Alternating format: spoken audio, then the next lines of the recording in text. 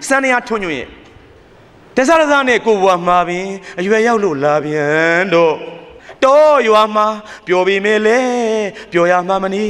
တော်ရမှာနေရမယ်လို့ဆိုရိုးစကားတွေရှိခဲ့တာကြောင့်မြို့ကြီးကိုလေရောက်နေပြီမဲ့တော့ကဖော်ရီများကို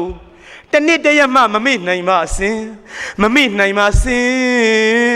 တော့မှဆွေမျိုးသားချင်းလဲဆင်းကြတဲ့သူတွေပင်တော့သူလုံးမတသိန်းတငယ်ချင်းများပင်ကိုမမေ့တာယုံစေခြင်းကိုခွင့်သာခဲ့ရင်တစ်ခေါက်တစ်ခါအရောက်လာဖို့သာပြင်ကျွန်တော်တို့အဲ့စိတ်ဝင်ပြီကြက်တီဝေးကပြဖတ်တဲ့ခါစာနာစိတ်ခွေးလေးကပြဖတ်တော့စာနာစိတ်ထုံးညွန့်တချင်းကြားတဲ့ခါကျတော့ရွာတတိယဟာဘိုးကျောင်းဆန်းကြောက်ဖတ်တော့စာနာစိတ်စားရပေးရတို့ဒီစိတ်တွေသွင်းပေးတာလားအကိုတို့6သားတွေမှလည်းရှိမှာပေါ့ဗျာသားလေးတွေသမီးလေးတွေတူလေးဒီမှာလေးရှိမှာပေါ့အကိုတို့မယုံရင်ပြောကြည့်လူဆိုတာလူသားတာဝန်ကျေရတယ်တန်ဖိုးရှိအောင်နေသေသွားတာတော့မှကိုယ်တန်ဖိုးရှိအောင်နေလို့ကိုတို့ပြောကြည့်နားမဝင်စေရဘူးဘာကြောင့်လဲအမှုပညာမပါလို့မဟုတ်လားဟိုတနေ့ကညကျွန်တော်တို့တနေ့လာလေးညဗကံမှာဟောတော့ကိုနေဝင်းမြင်ပါလာသူမိမမန္တလေးမှာစာရေးဆရာမကြီးဘယ်လိုလဲဟိုနင်းပေါ့ခင်ထူးမောင်နှမလိုပဲဝတ္ထုတပုတ်ဟိုနေ့ကကောက်ဖက်တဲ့3မျက်နှာပဲရှိတယ်ကျွန်တော်ယောက်ျားတံမြင့်တောက်ကြတယ်တရေထိုင်နဲ့တောသူမမြင်းညံဟိုဘက်ကရွာအဖေသေးအမေသေးအဖိုးဖွားမွေးစား10တန်းအောင်လာစားလိုက်မင်းသမီးရထားတော့မထူးပေါ့သူ့နာမည်ထားလိုက်ပါတော့အဘနဲ့အမသမီးကအဖေလည်းမရှိလို့အမေလည်းမရှိလို့သမီးတက်ကတူဆက်သက်ရှင်လို့နေပါလို့မှလည်းသမီးဘွဲရပြီးရင်ကျောင်းဆရာမလှုပ်ချင်လို့ငါတို့ထားမယ်ငါတို့လေသမားရသမားကိုင်းသမားတွေမန်းလေးတက်သူပို့တယ်ကျောင်းသွားတက်တဲ့မနေ့မှာတက်တာလေးပါလေးနေနဲ့နှုတ်ဆက်တဲ့အခါအဖိုးဖွားကြော့တဲ့အခါကျတော့အဖိုးကြီးဖွားကြီးကဘာပြောလဲသမီးလာဦးငါတို့မကြော့နဲ့တဲ့နင်ကျေးဇူးရှင်ငါတို့မဟုတ်ဘူးတဲ့အဖိုးရဲ့အဖရဲ့အမတို့ကလည်းသမီးမအဖေမေမရှိတော့အဖိုးတို့ကျွေးလာတာလေးမဟုတ်ဘူးတဲ့ခုမှလှမ်းကြည့်စမ်းအညာကုတ်ကုတ်ပင်အောက်မှာနွားကြီးတဲ့ကောင်ပေစီတဲ့အမလေးနွားကြီးကတော့အများကြီးပေါ့နွားကြီးအများကြီးပေါ့ဖိုးဖွေးဖြူပြီးထိတ်မှကြာကြီးနဲ့အဖိုးကပြောတယ်တဲ့နင့်ကျေးဇူးရှင်အဲ့နွားကြီးသွားကြတော့ဟာအဖလည်းဘာလဲသမီးတဲ့အဖတို့အိုကြပြီအဲ့နွားကြီးကနေမွေးရရှိတဲ့နွားကြီးပဲကင်းထဲမှာထွန်လိုက်ရနှမ်းကင်းထဲမှာထွန်လိုက်ရကိုင်းကင်းထဲမှာထွန်လိုက်ရပဲတွေကိုနေပြီးတော့ချွေလိုက်ရနှမ်းတွေကိုချွေလိုက်ရနင့်ကျေးဇူးရှင်ငါတို့မဟုတ်ဘူးနွားကြီးကလှုပ်ကျွေးနေတယ်နင့်ဘိုက်ထဲကထမင်းလှုပ်ကအဲ့နွားကြီးထည့်ကျွေးထားတာကောင်မလေးကကတော့မကတော့နှုတ်ဆက်တယ်ပေစီကြီးလေပင်ကြီးဖြတ်ပြီးတော့မှငါတက်ကတူကျောင်းသွားတက်မလို့မန္တလေးတက်ကတူငါကျောင်းဆရာမဖြစ်ရင်လေနင်းလဲမထွန်နဲ့တော့နော်ပေစီညီပဲလဲမထွန်နဲ့တော့နှမ်းလဲမထွန်နဲ့တော့ငါနေ့ကိုရှာကျွေးမယ်နော်နင်ကအငိမ့်စားယူငါကျောင်းဆရာမလုပ်မယ်နှုတ်ဆက်ခဲ့တဲ့ပေစီအညာနွားကြီးတွေကချစ်စရာကောင်းတဲ့ခါကျတော့မတို့သိပါတယ်ဖိုးဖိုးကြီးတွေဖက်နန်းကြီးပြန်သွားမန္တလေးသွားအသွားပြန်ဒီတိုင်းပဲသူကပြန်လာရင်လည်းနွားကြီးနှုတ်ဆက်တယ်တနေ့3-4နှစ်ရှိဘွဲရတော့မယ်မန္တလေးမှာကျောင်းတက်ပြီးစာဆောင်ရောက်လာတယ်မမျှော်လင့်သောစာသမီးမထူးရွာကိုအမြန်ပြန်လာခဲ့ပေစီဆုံးပြီဒါပဲဟာအဆောင်ကပြန်လာကစား6သူ6သားများကျွန်တော်ကို40တဲ့ထင်မှာကြောက်လို့ပြောပြရစီဦးဆရာဦးသားချိုကလည်း40လိုက်တာနွားသေးတာများဆုံးနေရေးရသလားတကယ်တန်ရောစင်ရှိတယ်တိရစ္ဆာန်ကိုတေးတယ်လို့မရေးရဘူးကျွန်တော်တို့ဒေါ်အောင်ဆန်းစုကြည်ကပိုတော့မှိုက်သေးတယ်မလေးသူ့အိမ်ရှိမှာခွေးကြိုက်တတ်တာကိုခုသွားကြည့်မှခွေးကြိုက်တတ်တယ်လို့ရေးတာကိုမကြိုက်ဘူးလေဗျာသူ့ခွေးလေးလေသူနဲ့ကြိုးလေးပြောတာခွေးလေးတယ်မလာ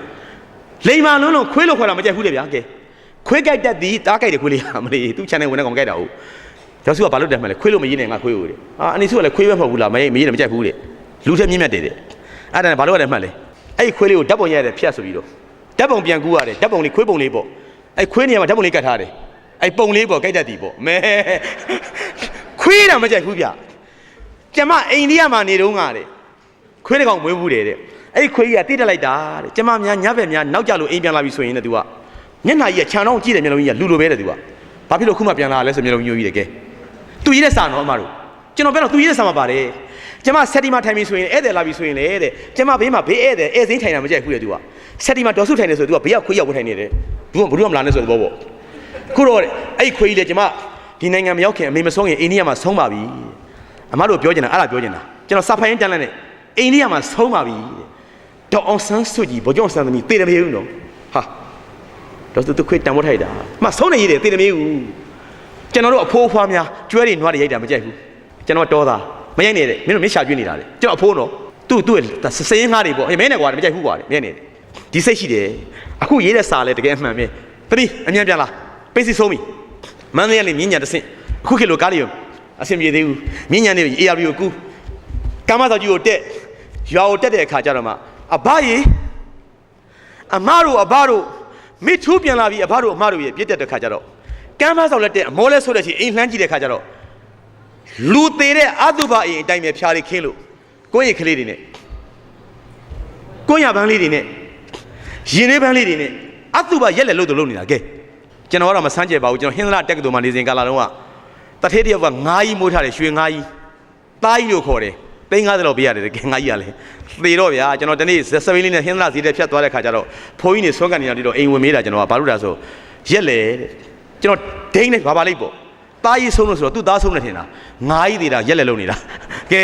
ငါလည်း350လောက်တန်တာဟုတ်ဗျာထားလိုက်ပါတော့ဒါတော့ဒါဟင်းသလားလူတွေရဲ့တထေးတွေရဲ့ယူတာထားလိုက်ပါတော့ဒီမှာကျေးဇူးရှင်တော့တက်သွားတဲ့အခါကျမှသမီးကငိုတာအဘရေပစ္စည်းရောရင်အမတို့သမီးပစ္စည်းရောနင့်ကိုတန်ကြွတဲ့သေပြီလို့ငါတို့ရက်တယ်မဟုတ်လားအမလေးအဘရဲ့ဆိုပြီးတော့ထိုင်ခွင်းတန်းလိုက်မှထိုင်တော့တက်သူเจ้าသူကအဖိုးမေးတာအဘသမီးပစ္စည်းကိုကြည့်ကျင်လို့ပစ္စည်းအလောင်းရင်နွားအလောင်းကိုဘယ်သူကထားမှာလဲခုနှစ်ရဲ့ပေါ်ပြီးတော့ဂျိုးတွေပါတခြားဖြစ်သွားပြီအဘသမီးပစ္စည်းရောအဖိုးကြီးကလက်ဆွဲတယ်နင်တော်ကြည့်ကျင်နေလားမေးတယ်အဘသမီးကြည့်ကျင်လို့လာခဲ့အမိုက်မသမီးလေးကမမိုက်ဘူးမီးလေးကလိမ့်မပါတယ်သို့တော်လဲနွားကိုချစ်တဲ့တန်ရောစင်နဲ့ဂိမ်းနာဒေါသပြောတာလာခဲ့စမ်းအမိုက်မဇောင်းနဲ့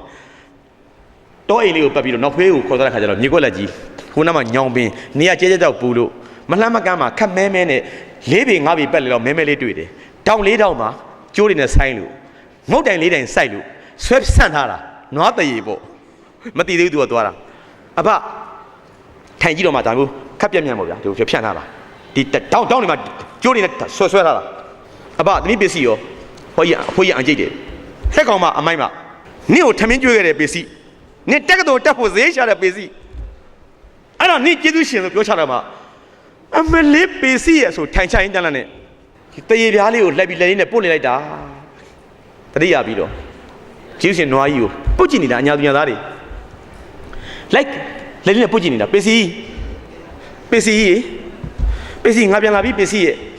ပုတ်နေလိုက်တာဒီတရေပြားမှာတနေရမှာများပစ္စည်းရဲ့အသက်ဝိညာဉ်လေးတွေပါလေးတွေများရှိနေတယ်မလားစမ်းကြည့်တာပစ္စည်းငါလာပြီးငိုလို့အားရတော့မှအဖိုးကထကောက်မြေဖိုးနှစ်ယောက်အဖိုးကိုလှမ်းကြည့်လို့မြေရွှဲလို့အဖိုးဒါဘာဖြစ်လို့တရားကိုနေလှမ်းထားတာလဲသမီးရဲ့ပစ္စည်းကတို့တသက်လုံးတွေ့ရင်မှတရိษံဘဝနဲ့အကုသိုလ်တက်တဲ့ခါရှာကျွေးရတာခုတော့သိပြီသမီးရဲ့သူ့တရေလေးကိုအဖိုးလေးအားလုံးဂျိုတွေရောခွာတွေရောလူကျင်တဲ့ကောင်ယူပေးလိုက်ပြီတဲ့အသွေးတွေရောအသားတွေရောပေါ့သေပိုင်းလေးကိုအဖိုးနေပူထမ်းထားတာအမွှေးလေးရေးပြီးတော့မှဖိုးဘာလို့ဖို့လဲရွာဦးကျောင်းဆရာတော်ဖះကိုလှူဖို့ဖိုးဘာလို့လှူမှာလဲပစ္စည်းကအကုသိုလ်ကြီးလို့တိရစ္ဆာန်ဘဝနဲ့တို့အိမ်မှာလာရုန်းကန်လာသမီးရဲ့နောက်ဘဝတွေမှာကောင်းအောင်ကြီးရအောင်ပေါ့ဖုံတရားဟောတိုင်းအဲ့ဒီပုံမှာတက်ထိုင်အောင်လို့သေးတိုင်းခေါ်တယ်ရွာတွေမှာဘုန်းကြီးတွေအောက်ကလေသေးတိုင်းလေသေးနဲ့သေးတိုင်းဆရာတော်ဖះကိုကတ်မယ်အဲ့ဒီပေါ်ဆရာတော်ဖះထိုင်ပြီးတော့တို့ရွာသားတွေကို9ပါးသီလ10ပါးသီလ10ပါးသီလပေးမယ်ဥပုံနေတိုင်းပစ္စည်းကုသိုလ်မရဘူးလားကောင်းလိုက်တာအဖိုးရဲ့အဖိုးစိတ်ကူးလေးကောင်းလိုက်တာငါတခုပြောမယ်ပစ္စည်းမသိရင်ဘာလုပ်ခဲ့လဲအဖိုးသမီးတို့အိမ်ကသမီးတို့မိသားစုစားဖို့တောက်ဖို့ပဲတွေနှမ်းတွေကိုင်းခဲမှာထုံခဲရက်ခဲ့တယ်အေးတောင်းမကြေဘူးလားတဲ့ကြည့်ပါလေသေတော့ဘာချန်ခဲ့လဲခုငါပြောဒါပါလေးလေသေရပိုင်းလေးဘသူထိုင်မှလဲအပေါ်ကဖုံထိုင်မယ်သေသွားတော့လေသူ့ပေါ်မှာဖုံးကြီးထိုင်ပြီးတရားဟောမှာနင်လူဟဲ့လူတွေကဒီတဲ့တာဝန်ကြီးကိုမသိဘူးလားရှင်းစင်ကာလမှာကိုမိကိုဖကိုသမီးကိုသားဘယ်ဖေးတာဝန်ကြီးတလဲတဲ့အဲ့ကြမှာအဘနင်လဲတာဝန်ကြီးအောင်လုပ်သေသွားပြီးရင်ပေစီလို့တရိษံကောင်ကသေရပြလေးခြံထားသေးတယ်အောင်ဆန်းကလွတ်လည်ရေးခြံထားခဲ့သေးတယ်တွန်းနေသိန်းတန်တချင်းတွေအများကြီးခြံထားခဲ့တယ်ဆိုဖို့ဟာအများကြီးပဲနော်ပေစီကသေရပြခြံခဲ့တယ်နေနားလေလားနေပါခြံပါလေအဲ့ဒီကြမှာသမီးမတ်ဇက်လိုက်မင်းသမီးကငိုတာဘာသမီးအတန်းထန်ဆုံးလူတယောက်တာဝန်ကြည့်ပြီးတော့သမီးသေတခုခုခြံခဲ့ဖို့ဒီမှာ6သားတွေကကျွန်တော်ပြောမယ်ဆရာဦးသားချိုကျွန်တော်တို့နိုင်ငံရေးလို့ပြီးတော့တော်လှန်ရေးတွေပါနေတဲ့အသက်ပေးအဲ့လိုမဟုတ်ပါဘူးအကိုတို့တလွဲမထင်နဲ့တိလေးတချို့အဖေတွေမှပါမယ်အဖေတာဝန်ကြီးလို့လားရှာကျွေးသလားကျွန်တော်စင်းရတာကျွန်တော်မြင်မနေဘူးတော့မတို့ငါးချက်ရတယ်ငါးချက်နဲ့စားမယ်တို့ငါတို့မိသားစုတောင်းခံမယ်30ရတယ်8ချက်ကိုပြီးရတော့အကြအိမ်ပေးကလေးစေးမယ်တော့မိမဆိုတော့ပပရဲ့ဒီဖေမျိုးကျွန်တော်ပြောနေတာကျွန်တော်ပြောတာဆိုတချို့အဲ့လိုဗျမ်းမာတာလူရှိတာလူဖြစ်တာသမီးရဲ့ပေစီတာဝန်ကြီးတယ်တေတာတော့မှတာဝန်ကြီးခဲ့တယ်သူ့အဖေတွေဆုံးသွားပြီသားသမီးတွေဘွဲရလို့အိမ်လေးတိုက်ကလေးတွေကားလေးတွေချမ်းသာခဲ့တယ်တွေ့လားဆိုင်လေးတွေနဲ့စသည်တခုခုကျွန်တော်ပြောနေတာပါဟိုအကြီးကျယ်ပြောလို့မဟုတ်ဘူးသမီးနင်းချမ်းသာခဲ့ဖို့တင်တယ်အပသမီးချမ်းခဲ့မယ်ပေစီရေကုန်းကန်ရင်းနဲ့ပြောတယ်တေပိုင်းလေးကိုပေစီ ငါနင့်လိုဖြစ်အောင်လုပ်မယ်ပေစီရဲ့အဘသမီးတို့အိမ်မော်သွားမယ်လှက်ပြန်တော့မှဖိုးကြီးရမြိတ်နေကျွန်တော်အဲ့ဝတ္ထုဖိုင်တန်းလန်းနဲ့ငိုင်းနေတဲ့အဲ့ညလေမောင်သားချိုစာရေးဆရာမင်းကဘာတွေလုပ်လဲလောကကြီးတွေ့မင်းပရဟိတလေးလည်းပါလွတ်ပါကျွန်တော်နည်းနည်းတော့လုပ်တယ်မှာကျွန်တော်ကိုယ့်ကိုတင်စားနေတာပါကျွန်တော်လုံးဝတော့ရိုင်းတာမဟုတ်ဘူးငါပေါ့တယ်ကွာအကုန်လုံးရက်ကွက်တော့ကပါအောင်ဆက်ဖြစ်တာအဲ့လိုကျွန်တော်ကိုစိတ်တွေပေါ်လာအောင်ဘာလုပ်တာလဲအဲ့ဒီဝတ္ထုကလုပ်တာတပည့်တို့မဟုတ်ဘူးလားညီတို့ကြက်ကြော်ကလုပ်တာလားဒိန်ကြီးကလုပ်တာလားထိုးစရာလုပ်တာလားစောက်စရာလုပ်တာလားမလုပ်ဘူးနော်အကိုတို့နှလုံးသားထဲမှာအာဟာရတွေရွာတရိယာအောင်ထွန်းညွန့်လုပ်ပြီးဆန္ဒထွန်းညွန့်လုပ်ပြီလေကြက်တွေလေးပါပြီကလေးအောင်ဆိုင်အိမ်ချုပ်ပြီးပြီလူဆိုတယောက်တော့စာနာမယ်ကွာကိုစားစေးရမလုပ်ဘူးကြက်ကြော်မလုပ်ဘူးလူဆိုတောင်းဝင်ကြည့်ရမယ်နေစဉ်ရောသေစဉ်ရောနွားပေစီလို့ပေါ့ရုပ်ပေါ်မြေပဲခင်းထဲမှာရုပ်ပေါ်နှမ်းခင်းထဲမှာသေတော့သေပိုင်းခြိုင်ခဲ့ပါမင်းအနည်းဆုံးမင်းအမိသားစုတွေ့ဘယ်ကပေးတာလဲဝတ္ထုကပေးတာမဟုတ်ဘူးလားတို့တွေရဲ့နှလုံးသားအာဟာရကိုပေးနေတာညီတို့စဉ်းစားကြည့်ဘာတွေကပေးတာလဲစာကောင်းပေမွန်တွေအမှုပညာကောင်းတွေကပေးတာကျန်တာမပေးဘူးမြို့ကြီးပြာကြီးမနီးတဲ့တောရထာနီမှအိုးအဲ့ဒီကစလူဖြစ်ရတဲ့ကိုဘွားခြေတွင်ကိုအသက်ရွယ်ငါနှစ်ကျော်10နှစ်တွင်ဖော်ရီများနဲ့ကစားခဲ့ကြပျော်ပျော်ရွှင်မေ့နိုင်ဘူးစင်ကိုဇာတိမြေတောရရွာကိုမင်းတဆရဇာနဲ့ကိုဘွားမှာပင်အရွယ်ရောက်လို့လာပြန်တော့တောရွာမှာပျော်ပြီမဲ့လေပျော်ရမှာမနေတော်ရမှာနေရမယ်လို့ဆိုရိုးစကားတွေရှိကြတာကြောင့်မြို့ကြီးကိုလေရောက်နေပြီမဲ့တော်ကအဖိုးရီများကိုတနေ့တရက်မှမမေ့နိုင်ပါစင်တော်မှာဆွေမျိုးသားချင်းလဲဆင်းရတဲ့သူတွေပင်တောသူလုံးမေတသိန်းတငယ်ချင်းများပင်ကိုမမေ့တာယုံစေခြင်းကိုအခွင့်သာခဲ့ရင်တစ်ခေါက်တစ်ခါအရောက်လာဖို့သာပြင်စန္ဒထုံညွန့်